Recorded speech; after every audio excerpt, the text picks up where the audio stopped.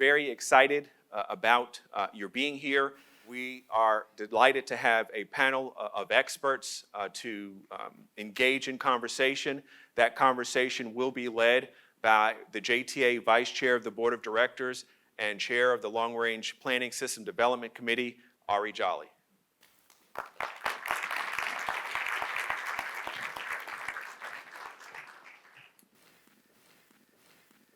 You know, as I was sitting there and I was listening to Nat and to Bernard and to Cleveland, I had an impression that I have every time I'm at a board meeting with these individuals or at a work session, and that is that we are truly gifted in having such magnificent leaders, such innovative thinkers at the JTA. And along with the rest of the talented management team, I think this group is taking us into that next stratosphere of excellence. And for that, I thank you. Give them a hand again.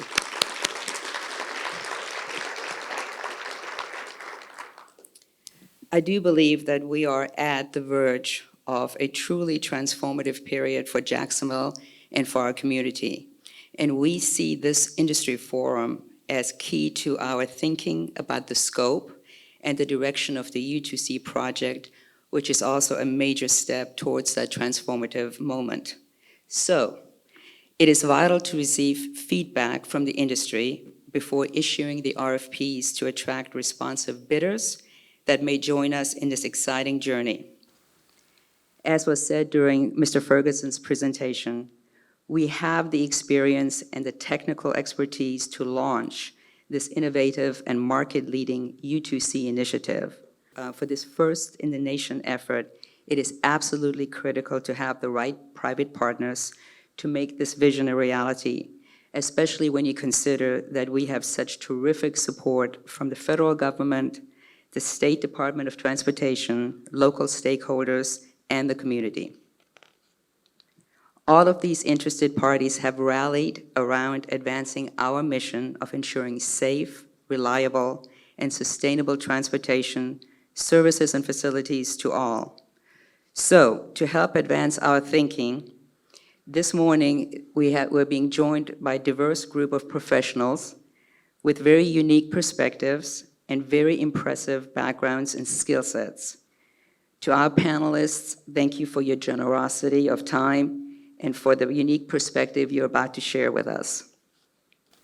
So, first let me introduce Ryan Hoover, President of TVC Development, part of the Vescor companies. Ryan and Vescor are responsible for most of the new residential development you see in this La Villa neighborhood and in downtown. They have built more apartments in downtown than any other developers, and for that, we thank you. Thank you, Ryan. Daniel Davis is the president and CEO of the JAX Chamber. I think Daniel is somewhere else in the room. Yep, okay. He's the former Jacksonville City Council member and council president. He also represents Florida House District 15. He's a committed champion for the city's continued economic revitalization. Thank you for being here, Daniel. Vincent Valdes is the Associate Administrator of Research, Demonstration, and Innovation at the Federal Transit Administration Region 4 office. He's also a great dresser. I want you guys to notice his bow tie. In that role, Vince leads a team of program managers, transportation specialists, and engineers who work on the FTA's Transit Research Program. Welcome, Vincent. Of course, they had to give a German the words to say W and V next to each other, and if anybody knows Germans, we have a very difficult time with V's and W's, and so I may stumble over that a little bit. Next, we have Adam Giuliano. Did I say that right? Okay.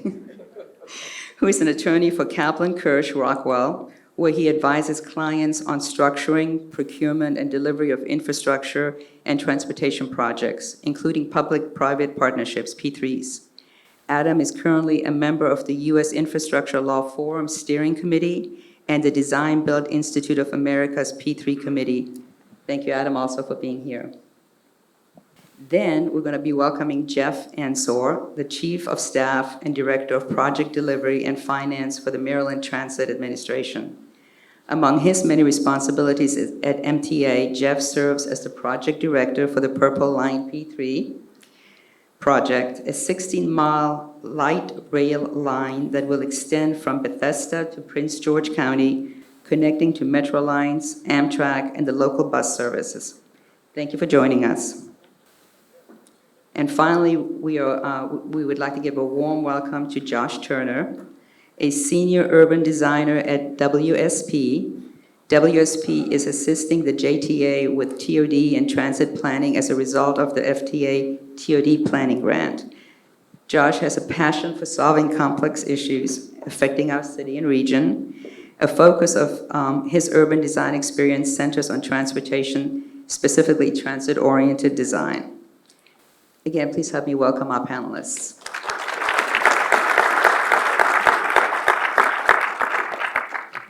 You guys ready? Sure. Okay. Always. So let's jump right in. The first question is for Ryan. Vescor is the big residential developer here in La Villa and downtown.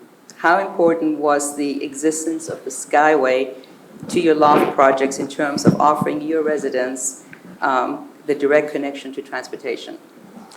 Yes, thank you. Well, there was a number of factors that were pretty important to us to look into, one of them being 4 acres of vacant land available that we could acquire, kind of, as we saw, as kind of bridging the development in Brooklyn to downtown, the central business district. And then on top of all that, you had the Skyway. We assumed that a lot of our residents would work downtown and therefore be able to benefit from the Skyway, but even if they didn't, there was plenty of opportunity for the other transportation to get anywhere else in the city. If it's just the bus stops around the community or a quick Skyway trip to the main Rosa Park Center. So we've seen that, and we assumed, we didn't know if it was going to be right, but it did end up being accurate, and they are using it, and they continue to do so. When I was coming here this morning, I was noticing how attractive. I mean, you've got your developments, you've got your apartments there, some of which have a view of the Skyway, and it's just a very cool look. Have you gotten some positive feedback from your residents? Oh yeah, we have. Actually, one time I ran into a resident before we built lofts at Jefferson Station, who was walking from lofts at La Villa to the Skyway, and it was just the middle of the day, and I think she was going downtown. But she was very happy with everything that was going on there. I wish I could take credit for the design, but I cannot do that. But thank you. Thank you. Daniel, Yes.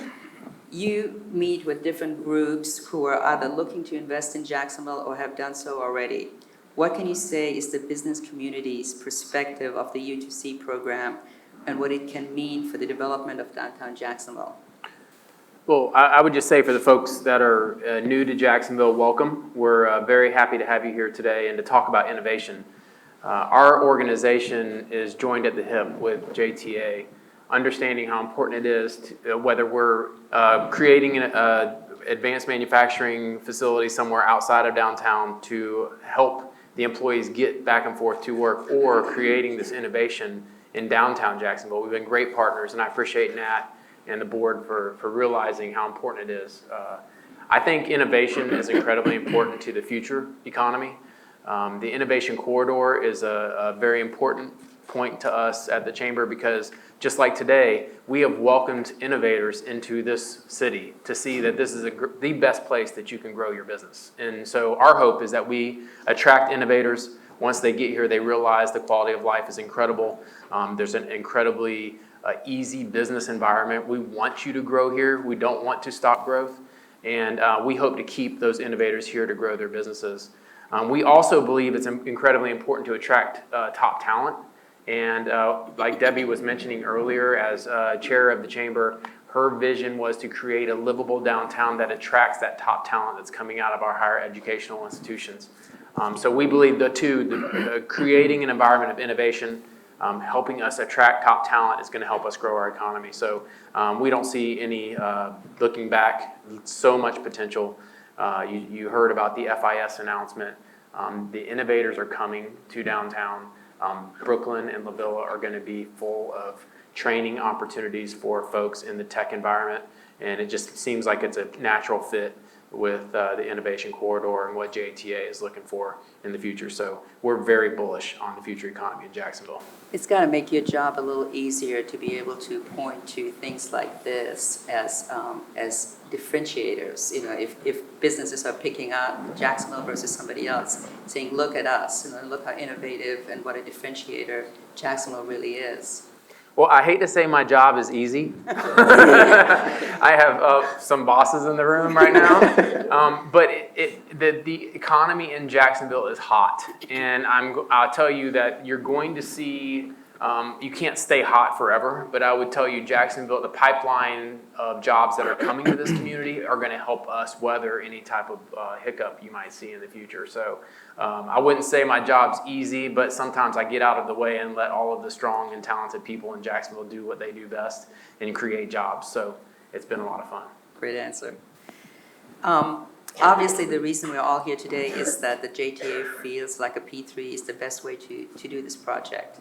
So Vince, what is the FTA's position on P3s, especially when it comes to repurposing existing transit infrastructure that may otherwise not see that type of investment? Well, I think Mr. Ferguson, well, before I start, I just want to congratulate JTA for really being a thought leader and really taking a lead role in this wonderful innovation and this wonderful revolution that we're seeing. I've been at FTA for close to 20 years now, and I've known Nat Ford for a long time in my capacity as the research AA for FTA. And he's always been a thought leader and a risk taker, and I congratulate JTA and Jacksonville for taking this lead. I think Mr. Ferguson captured it perfectly in terms of the ability of P3s to really answer a lot of questions about efficiencies and accelerating projects to their completion. It's also a matter of risk-taking. I think in terms of sharing risk, it's a very important element in that it's an important arrow in that quiver that is an important tool for agencies to be thinking. And again, for JTA to be taking a real lead role in this really resonates with FTA. I know speaking to my folks back at headquarters, and again, I represent headquarters. Well, I don't represent headquarters. Heck, I don't even represent my own household sometimes. But in terms of that resonance, that real kind of accolade to JTA for taking this approach, we definitely support this approach. And P3s is certainly an efficient way of proceeding with these very large and very splashy projects. Thank you, and thank you for the FTA for being such a valued business partners for us as well. Okay, Adam. From a procurement standpoint, no P3 is the same, but what are some of the common threads that help ensure a solicitation is attractive and beneficial for the private sector? Sure. In thinking about this question, I think it's important to focus both on what's necessary for a project to be successful for the public sector, but also, as you mentioned, focusing on the private partner, what's essential to them. Now, as Mr. Ferguson said, there are different ways in which the private sector can get involved, and the private sector is not unitary. There is no one private sector. There are different participants in this room. There are others who may ultimately be involved. And so it's important to be mindful of that as you look at that. But I think there are a few areas that we can sort of briefly talk about that are important to a procurement, important to building success in a partnership, however that partnership is structured. So one is buy-in from stakeholders, buy-in from the public at large. And I think you're to be congratulated here in terms of the representation from the board, from JTA itself, from the community. That's essential. And buy-in is important to the success of the project because a project has to be built up from the community that it's in, but it's also essential to the private partners. A lot of times we talk about, say, political risk. Political risk is not just political in nature.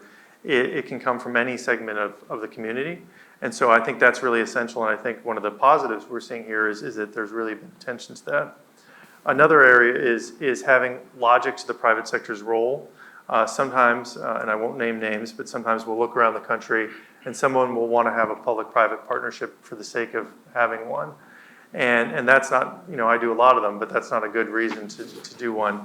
And I think, again, you see thoughtfulness and not a decision yet as to the ultimate end goal of how this may be structured. But for there to be success in the procurement, there needs to be a logical role for the private sector, and it needs to be tailored to the project and to the need. And I think you can see some of the thought process here and an invitation to involve folks in that conversation. And to build on to that, I think there needs to be an opportunity for input. And again, I think this forum is the start of that. Some of the presentations have touched upon that. But it's very essential to have a successful procurement, successful private involvement, and particularly in an innovative project, to welcome feedback, to welcome it at the outset, to welcome it through an RFP process, to welcome it through concepts. Some of you will be familiar with alternative technical concepts that will come in during an RFP process, to welcome that input because as JTA is, I think, being open in an innovative project like this, you don't have all the answers at the start, and you don't necessarily develop all the answers yourself. You solicit them. Just two final areas that I'd mention. One is sort of technical diligence and scope, really knowing what your project is. I think too often, and again, I won't name names here, but too often sometimes there isn't a sufficient technical diligence or scoping done to really know what is the project. You need to be able to tell your private partners what that is, and I think you're seeing that here in terms of looking at the 4 phases, looking at how that may be packaged up, looking at doing some of the diligence around whether it's the Golden 20 or whether it's some of the existing infrastructure to communicate to the market where the risks may be, where the proper approach may be to build a successful project in partnership. And just one last point I mentioned, to circle back to the beginning, which is really attention to the fact that the private sector is not unitary. So to have a successful procurement, you have to think about not just your private partner, not just the folks who may be signing the contract, whether it's a design builder, equity players, or so forth, but looking down below, as has been mentioned in some of the presentations, looking at your subcontractor community, looking at DBEs, SBEs, looking at workforce issues, looking at designers, and how their risks and opportunities will be different in a public-private partnership, different in a complicated, innovative project such as this than they may be in other projects. The same goes for, say, vehicle suppliers in a project like this. Being mindful of the variety within the private sector, how that maps onto your project, and not just thinking about contracting or procuring for that top level, but for a whole team that you will be doing business with. And I think being mindful of that is, again, an important element of success. Thank you for that guidance. I mean, that's truly valuable insight. And it sounds like both from an environmental perspective as well as from the process that we're pursuing, it sounds like we're at least operating in the right lane. So I'm going to take that away from you. I'll let others judge, but I think so. Okay. So Jeff, let's talk about the Purple Line. Here in Jacksonville, it reminds me of the First Coast Flyer BRT network, where we see business and development booming along those routes. What can you share about the experience in developing the Purple Line and why a P3 was the best way to move forward? Sure. Can everybody hear me okay?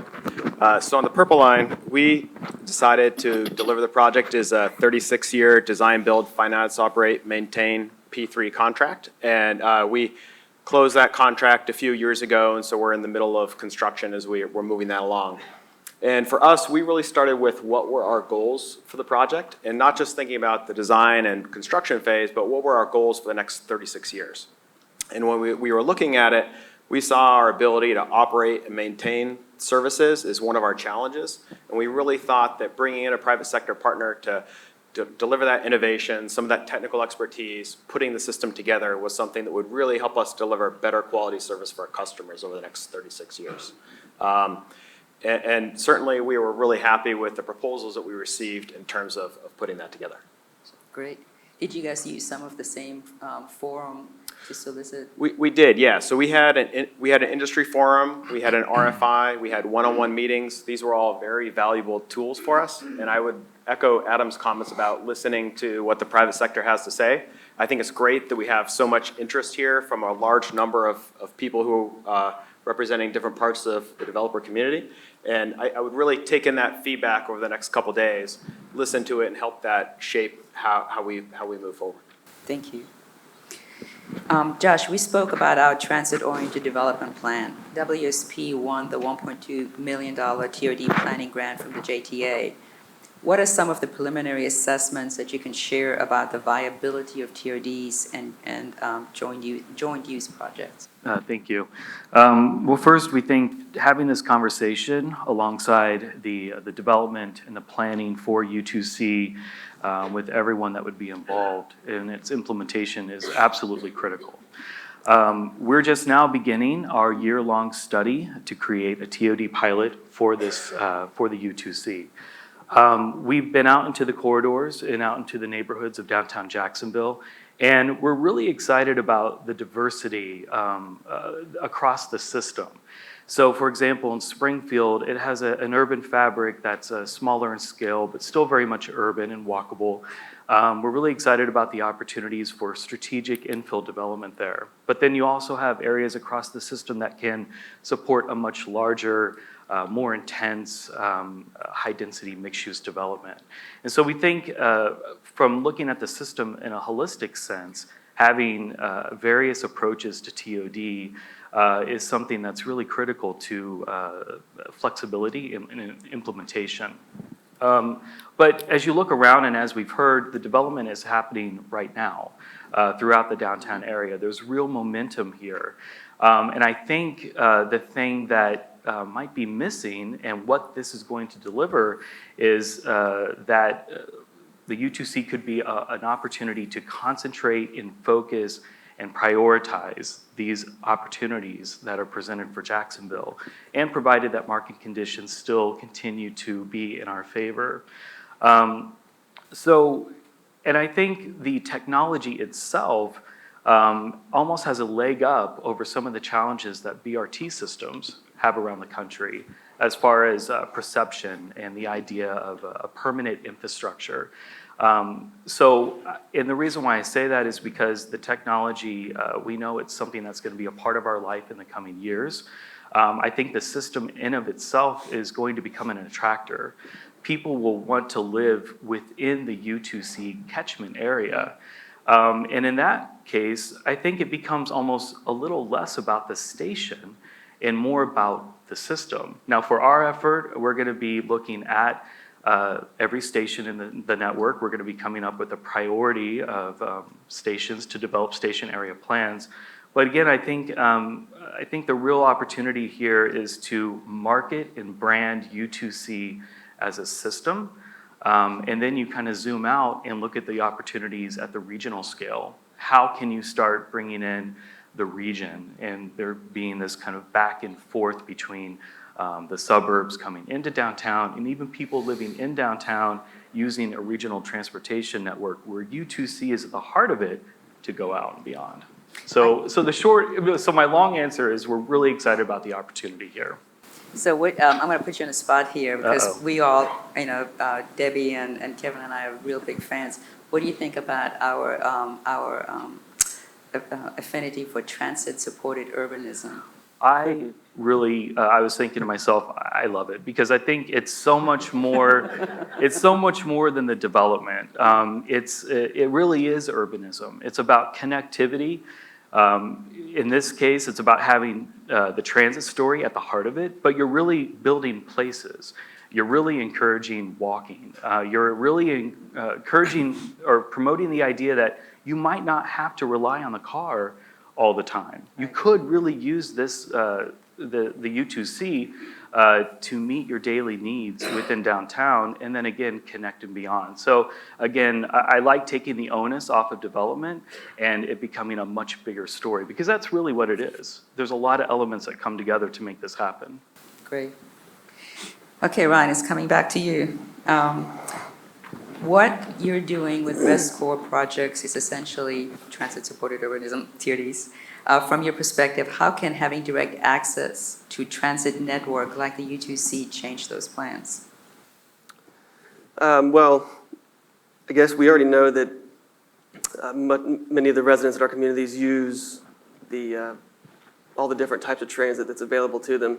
So any type of increase in geographic areas it's serving or efficiency only increases that demand. And so I think when you increase the demand also for the for our communities or any others, you're increasing that demand for overall, for downtown, which should and will lead to more development. And I know this is not fair because, this wasn't part of the questions that we gave you up front, but do you see something like the U2C being more or less attractive to any particular demographic? So do you see it as being more attractive to your millennial residents or your more mature, your retirees? Or is it neutral? No, I think everyone will have a good opportunity or want to use the new U2C. I think that what we didn't realize is actually we had about 20% seniors have moved into our communities downtown, which we never really expected, but they are also the ones that are using this every day. So anything you do to improve that is just going to increase that ridership. Thank you. So Daniel, the same question to you, but from a business owner's perspective.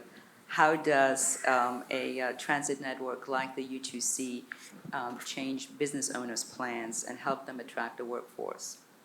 It's a great question, and I would tell you it's very complementary to what Ryan is talking about with Bestcorp establishing workforce housing in downtown Jacksonville. There's basically, for those of you that are not from Jacksonville, there's no vacancy in residential units in downtown. They get gobbled up as soon as they're developed. So there's lots of opportunity there. We know once we get to 10,000 residents, fortunately, we'll have workforce housing locked in, so the residents that actually will work in downtown can utilize the transportation services. And we're seeing that when we talk about attracting top talent. Many of them want to walk to work. They want to walk to play, jump on the autonomous vehicle to get down to the entertainment at the stadium. Jacksonville is forward-looking and understanding that young talent that's coming out, in many cases, doesn't think the same way we do. They don't care about a driver's license in some cases, and they definitely aren't receiving a mortgage. They're going to rent and they're going to enjoy life and then find a job somewhere around that enjoyment. So we need to target that, and if we want to be fresh and thinking towards the future, we have to attract those students from the surrounding universities, and I think that we're on track with the leadership from JTA, the mayor's office, the other leaders, the business community in Jacksonville to do that. Great. Vince, let's talk about the benefits of joint use and the potential of incorporating FTA grant funding. Do the FTA funds slow down or create more strings that could hinder a P3? Well, before I get into that question or the answer for that, I also want to kind of chime in and say how excited I am by the idea of transit-supported development, transit-supported urbanism. I have the benefit of talking to mayors around the country. And one of the things that they've been challenged with, or that they've asked us about, really in terms of my position in innovation and research, is how do we accommodate automation? How do we think about these enhanced transportation systems in our own communities? And so I've been advocating and trying to work with a couple of partners, including APA and others, to think about what we called AOD, automation-oriented development. But I think this resonates much better. I think this is a much better approach, and it really is about community building and place building, and the idea that you're enhancing everyone's lives, all travelers in a given region, by providing a better service. In terms of the question of whether things are going to slow down, I don't think so. FTA just recently put out its PIP, which was its Private Investment Project Procedures Rule. And it really is to support kind of that enhanced accelerated approach. The language specifically says it will accelerate the project development process, attract private investment, and lead to increased project management flexibility, more innovation, improved efficiency, and/or new revenue streams. So I think that really bespeaks our support for that. It's important that, again, we be an active partner and that we be a facilitating partner and not throw up canards to innovation. Well, you have been, so thank you.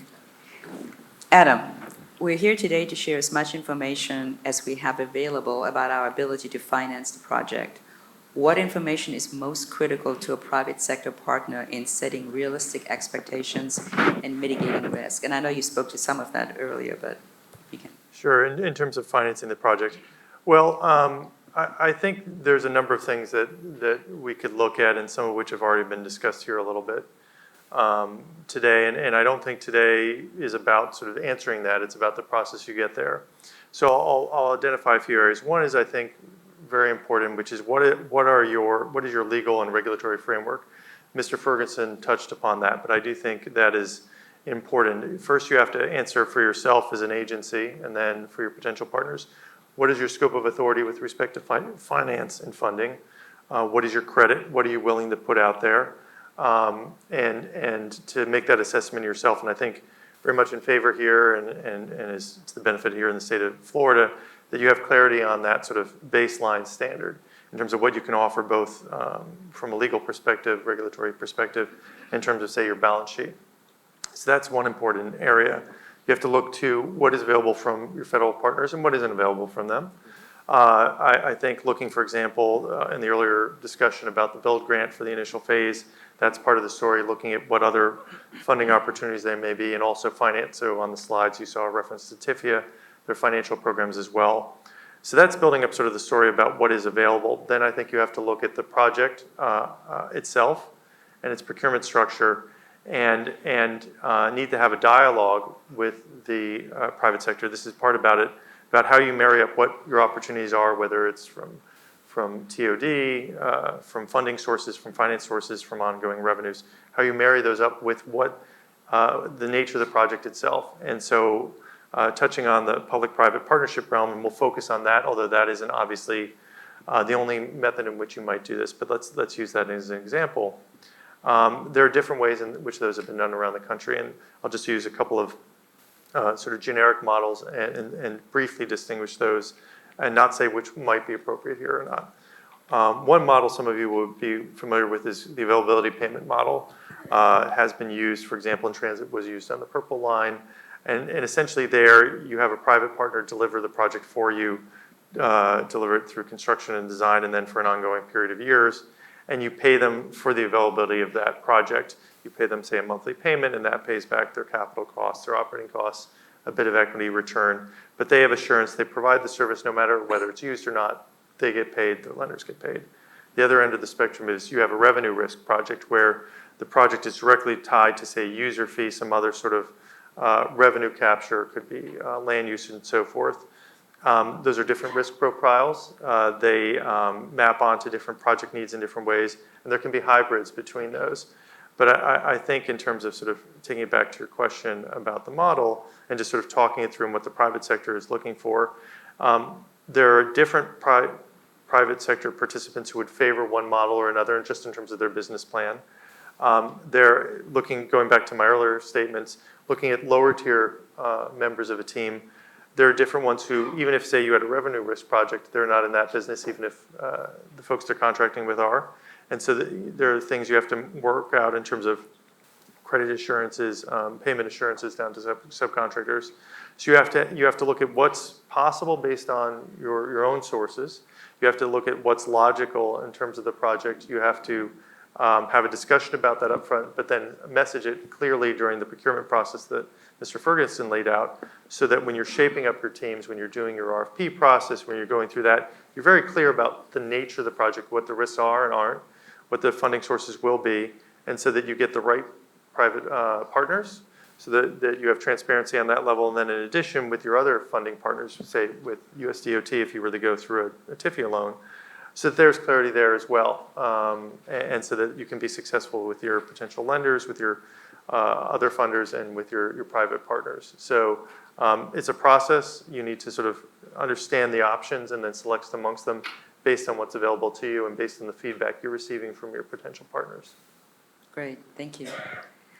So to that note, is there anything you've learned in developing the Purple Line that we at the JTA can take away? So something that you wish you knew before? Sure.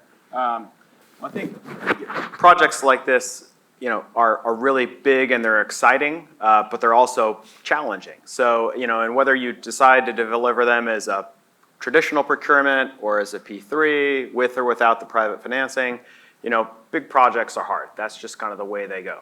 So if there are things you can do to help advance the project, during the stage before you bring on the private partner.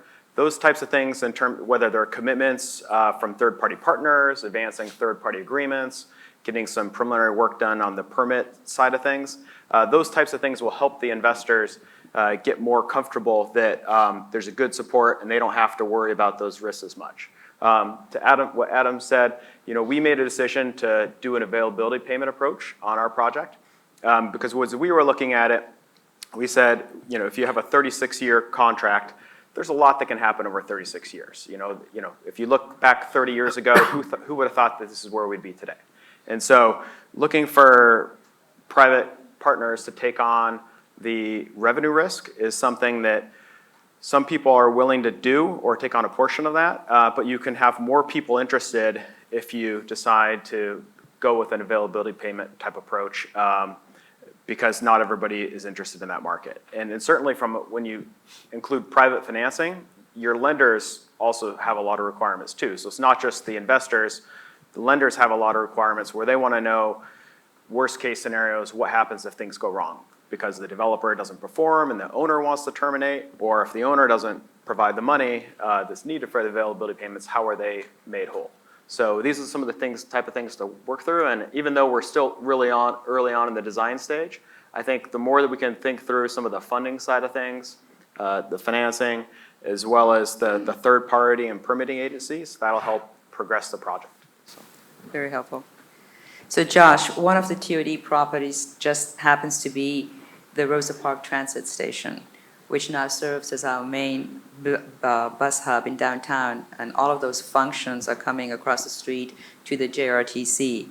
We see tremendous opportunity there. In fact, across from Rosa Park, as we saw earlier on one of the videos, the First Baptist Church recently announced it is also marketing its multi-block campus. How does the infusion of that big real estate holding coupled with our property change the conversation of what is possible when trying to entice developers to invest in the city?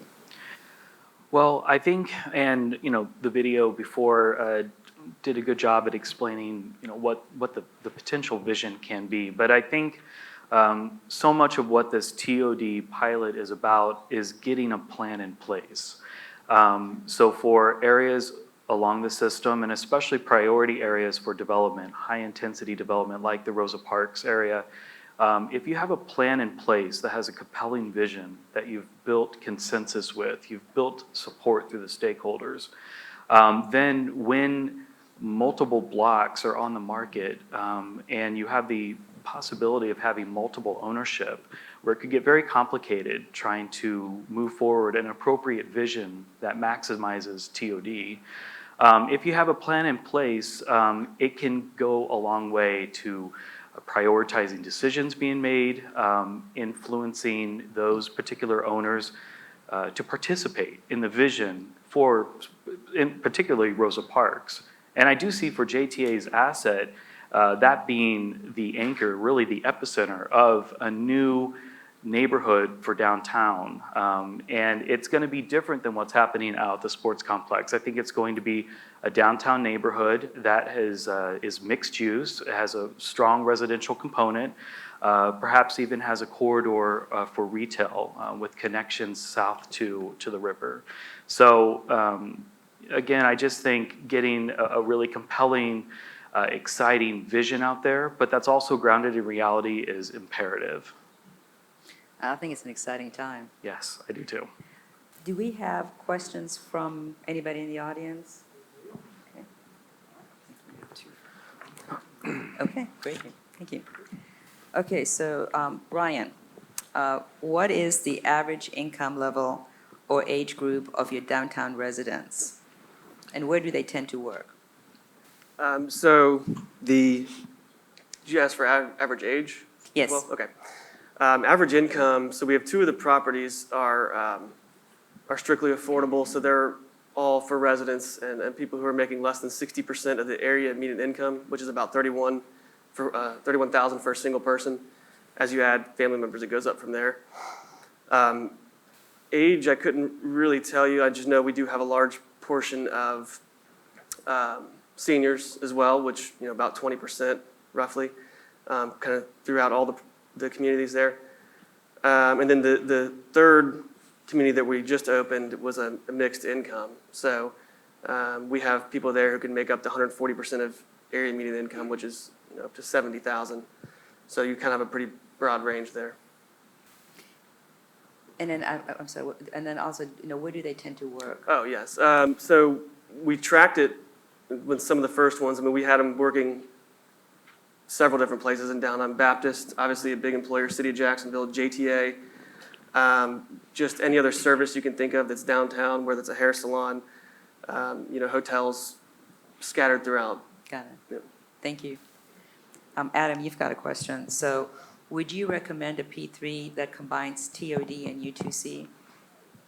Maybe. Well, if the question was coming from Mr. Ford, I'd give him my advice directly. But what I would say, sort of all joking aside, I'd recommend looking at it. And I think it's good that it's being looked at. I think that there's not always the opportunity to combine the two. There's complexity in combining the two. It's not just technical complexity. That's probably the least of it. There's financial complexity. I'm engaged in a project right now that is an active P3 project that combines a traditional availability payment P3 with a real estate development component, and I think it's going to be successful, but it's difficult to marry up the two. So it's not for every project. There's financial complexity. There's complexity in terms of looking at how it's looked at from the FTA. Is it joint development? Is it TOD? And that was touched upon in the video. That said, to sort of admit complexity, a very important part of the initial scoping exercise, which has been discussed here today, is that once you sort of have a sense of the project, what the phases may look like and so forth, what your assets are, which include in this case land and TOD opportunities, to put them on the table and say, what is the best way to package these together, phases, elements, and so forth. And very often a TOD component doesn't necessarily make sense. It's a buzzword. People like to talk about it, rightly so, but it doesn't always marry up into a project. Here, as you can hear from the panelists in the prior presentations, looking at just the housing development opportunities down here, walking around downtown, and looking at a bit greater depth, I think that there is an opportunity potentially to marry up the two, either in a single project or in closely coordinated developments.